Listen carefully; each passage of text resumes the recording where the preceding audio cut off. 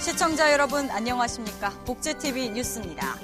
제31회 전국 장애인 기능 경기 대회가 개막한 가운데 전국 17개 시도에서 참가한 선수들의 열띤 경기가 펼쳐지고 있는데요. 대회에 대한 자세한 소식을 박광일 기자가 알려드립니다.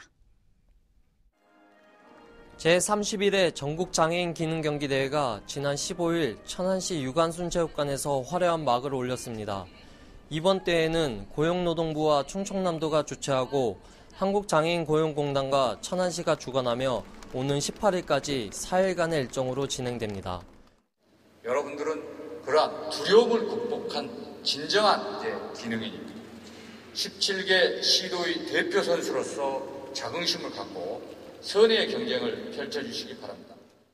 참가 종목은 가구 제작 직종 등 정규 직종과 시범 직종, 레저 또는 생활기능 직종 등 총 36개 직종이며 올해부터는 세종특별자치시가 추가돼 전국 17개 시도 대표 선수 382명이 참가했습니다. 이번 대회 우승자에게는 해당 직종 국가기수 자격 기능사 필기와 실기시험 면제 혜택이 주어집니다. 또 국제대회 개최 직종의 1, 2위 입상자는 제9회 국제장애인 기능올림픽대회 국가대표 선발전에 참가 자격이 부여됩니다. 한편 대회 기간 중에는 30여 개의 업체가 참여하는 충청남도 장애인 채용 박람회를 함께 열어 지역 장애인들이 더 많은 일자리를 가까이에서 접할 수 있는 기회도 마련됩니다. 복지TV 뉴스 박광일입니다. 국민권익위원회가 한 사회복지시설이 장애인 보조금을 부정수급하고 있다는 신고를 접수해 혐의를 조사한 후 검찰에 넘겼습니다. 결국 해당 복지시설 대표는 구속 기소됐습니다. 박정인 기자입니다. 국민권익위원회의 정보합동복지부정신고센터는 검찰로부터 입소 장애인들의 임금을 횡령한 사회복지시설 대표에 대한 구속 기소 등의 조치 결과를 통보받았다고 밝혔습니다. 권익위는 경기도에 위치한 한 장애인 입소 사회복지시설 대표가 정부로부터 받은 보조금 1억 1천만 원과 입소 장애인들이 시설 내에서 일한 대가로 지급된 임금 등 총 2억 7천만 원을 부정 수급하고 있다는 신고를 접수받았습니다. 이에 권익위는 신고 접수 후 관련 혐의를 조사했고 부정 수급과 관련해 조사된 내용을 검찰에 통보했습니다. 검찰은 정보합동복지부정신고센터 조사 결과를 토대로 수사를 진행한 후 해당 시설 대표를 구속 기소했습니다. 한편 권익위는 앞으로도 신고센터를 통해 사무장병원과 보조금 부정수급 등 복지보조금 10대 분야에 대한 집중 신고 기간을 운영할 것이라고 말했습니다. 복지TV 뉴스 박정인입니다. 국가인권위원회가 정책과 관행의 개선 또는 시정을 권고한 기관 5곳 중 한 곳이 90일 이내에 그 이행 계획을 회신해야 한다는 인권위법 규정을 어긴 것으로 드러났습니다. 인권위에 따르면 지난 2012년 3월부터 올해 6월까지 인권위 권고를 받은 기관 758곳 중 142곳은 90일을 넘겨 권고 이행 계획을 회신했고 35곳은 90일이 지났는데도 아예 회신하지 않는 등 총 177곳이 규정을 지키지 않고 있다고 밝혔습니다. 이에 대해 인권위 관계자는 인권위가 권고한 사건에 대해 사후 관리를 지속적으로 강화할 필요가 있다며 기한 내 회신을 촉구하고 있지만 강제할 방법이 없는 것이 고민이라고 말했습니다. 우리나라의 자살과 위암, 교통사고로 인한 사망률이 경제협력개발기구 OECD 회원국 가운데 가장 높은 수준인 것으로 나타났습니다. 한국보건사회연구원의 OECD 국가의 사망 원인별 사망률 비교 보고서에 따르면 전체 사망률은 빠른 속도로 낮아진 반면 자살 사망률은 가장 높은 수준으로 증가했습니다. 위암 사망률은 2002년 인구 10만 명당 42명에서 2012년 23명으로 회원국 중 가장 크게 떨어졌지만 칠레와 일본 다음으로 높은 사망률을 기록했고 교통사고 등 운수 사망률도 멕시코와 칠레에 이어 세 번째로 높았습니다. 연구 관계자는 의료기술과 예방정책으로 인해 고도의 의료기술을 요구하는 질환의 사망률은 줄었지만 자살 사망률이 증가하는 추세인 만큼 이에 대한 대책을 마련해야 한다고 주장했습니다. 주민복지 관련 서비스를 한 곳에서 한눈에 살펴볼 수 있는 이색적인 행사가 열렸습니다. 복지에 대한 시민들의 이해와 관심을 높이기 위해 기관과 단체가 하나 되었다고 하는데요. 현장에 안하늘이 기자가 다녀왔습니다. 지역 주민들이 기부한 소중한 물품들이 경매마당에 가득 모아졌습니다. 사회복지 기금 마련을 위한 것인데요. 자선경매를 통한 수익금은 지역의 소외계층에게 모두 쓰여집니다. 2014 삼척복지박람회는 올해 처음으로 문화예술회관 일대에서 열렸습니다. 체험회장과 홍보회장, 상담회장 등 3개 테마 40여 개의 프로그램으로 진행됐습니다. 오늘 이 행사를 통해서 삼척시가, 삼척 시민이 사회복지에 큰 관심을 갖고 더 큰 발전이 있기를 간절히 기원해 봅니다. 민간협력 네트워크 강화와 다양한 복지 프로그램을 시민들이 직접 참여하면서 사회복지에 대한 지식을 알리기 위해 함께하는 장으로 마련됐습니다. 박람회장의 분위기를 고조시키기 위해 장애인 연합회 동아리팀의 공연, 지역 아동센터 연합회 팀의 오케스트라 등 흥겨운 문화공연이 펼쳐졌습니다. 체험, 홍보, 상담 마당 부스에서는 수화 배우기부터 장애 체험, 이동 목욕 체험 행사와 주얼리 제작, 나무 흔들이 북 만들기 등 다양한 볼거리도 마련돼 박람회에 풍성함을 더했습니다. 박람회는 23곳 기관과 단체에서 참여해 규모나 짜임새는 여느 박람회보다 더욱 풍성하고 알찼지만 장애인의 참여가 저조해 조금 아쉬웠다는 평가입니다. 사회복지라는 게 사실 막연하게 느껴지는데 이렇게 와서 참여해보니 즐겁고 지역복지에 기여해야겠다는 생각이 듭니다. 이번 복지박람회를 통해 주민 모두가 행복 서비스를 함께 나누는 행복한 복지 삼척이 되기를 기대합니다. 삼척에서 복지TV 뉴스 안하늘입니다. 학교 현장에서 자행되는 폭력은 여전히 우리 청소년을 멍들게 하고 있습니다. 이러한 가운데 강원 지역의 학교 폭력은 크게 줄어들고 있다고 하는데요. 우세린 기자입니다. 학교 폭력의 심각성에 대한 연극이 아닙니다.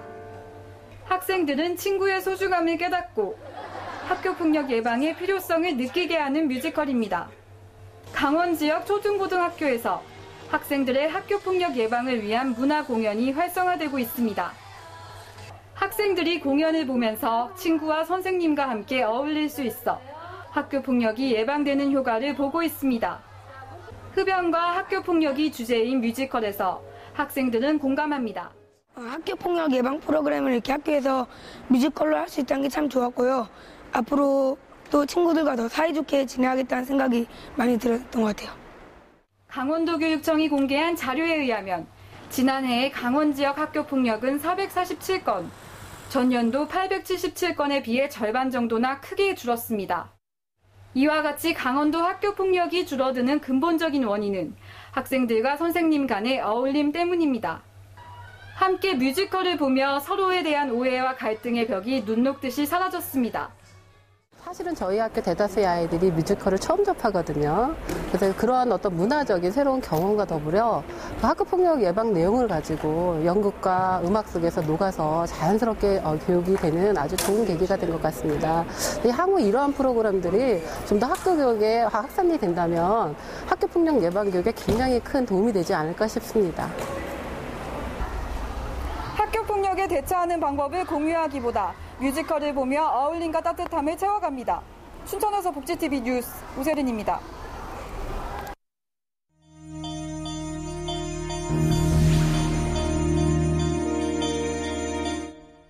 이어서 간추린 뉴스를 전해드립니다. 새누리당의 한 부대변인이 장애인 단체장에게 전화를 걸어 장애를 비꼬는 등 욕설을 퍼부은 혐의로 지난 15일 검찰에 피소됐습니다.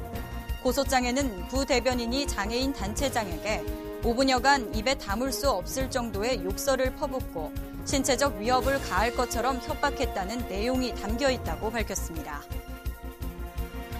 외국계 영리병원 1호 후보였던 중국계 산월병원의 제주도 내 설립이 무산됐습니다. 보건복지부는 병원 설립 불승인 이유에 대해 투자자 부적격, 응급의료체계 미흡, 줄기세포 시술 관리와 감독의 어려움 때문이라고 밝혔습니다. 경기도 장애인 인권센터가 경기도 시각장애인 복지관과 화성 서남부 장애인 자립생활 지원센터에서 장애인과 장애인 가족 등을 대상으로 무료 법률 상담을 제공하고 있습니다. 상담은 사전 전화 접수로 진행됩니다. 국민건강보험공단의 계절성 알레르기 비염으로 인한 건강보험 지급자료 분석 결과에 따르면 환절기인 9월과 10월 진료 환자가 가장 많은 것으로 나타났습니다.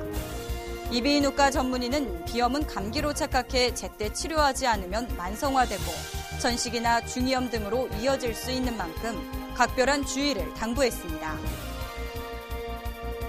장애인을 위한 베리어프리 영화제가 부산 영화의 전당에서 개막합니다. 영화제는 17일 오후 7시 수상한 그녀를 시작으로 19일까지 영린, 변호인, 우아한 거짓말, 명량 등 총 5편의 영화가 상영됩니다.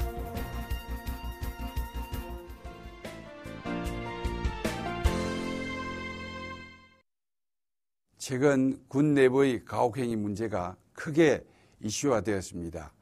자식을 군대에 보낸 부모는 잠을 이루지 못하고 반복되는 반인권적 참사와 국가안보에 대한 우려로 국민의 마음도 편할 날이 없습니다. 이제라도 제대로 진단하고 답을 찾아야 합니다. 미국과 캐나다, 프랑스 등의 선진국은 오래전부터 사회복지 전문가를 군 내부에 투입하여 병사들의 심리를 살피고 있습니다. 특히 미국은 군 사회복지사가 병사들의 심리 상담은 물론이고 재난구호 등 국가의 위기 대응반으로서의 역할도 수행하고 있습니다. 대한민국 군대도 미국의 사례처럼 군 사회복지사로 하여금 병사 한 명 한 명에 대한 특성을 이해하고 개인을 둘러싼 구조적인 문제를 살필 수 있도록 해야 합니다. 사회복지사가 장병들에게 친구와 같은 공식적 지지망이 되어준다면 지금과 같은 사건 사고를 크게 줄일 수 있으면 물론이고 자원의 낭비를 최소화하여 군 전력도 강화할 수 있을 것입니다. 요즘 대통령의 언급을 비롯하여 정부 부처 간 칸막이를 없애야 한다는 여론이 높습니다. 문제 해결을 위해 폐쇄성을 버리고 열린 사고로 정책을 개발해야 한다는 뜻입니다. 마침 육군에서 민과 군 병력문화혁신위원회를 구성하고 본격적으로 군 복무제도 핵심화를 만들겠다고 하는 것은 반가운 일입니다.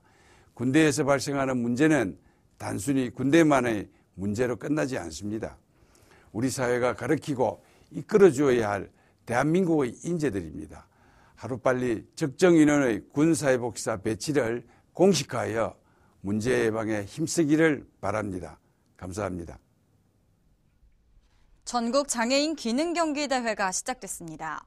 전국에 내로라 하는 선수들이 오는 19일까지 열전을 펼치게 될 텐데요. 이번 대회가 선수 개인의 역량 강화는 물론 장애에 대한 사회적 편견 또한 개선시키는 의미 있는 시간이 되길 기대해봅니다. 이상으로 복지TV 뉴스를 마칩니다. 시청해주셔서 고맙습니다.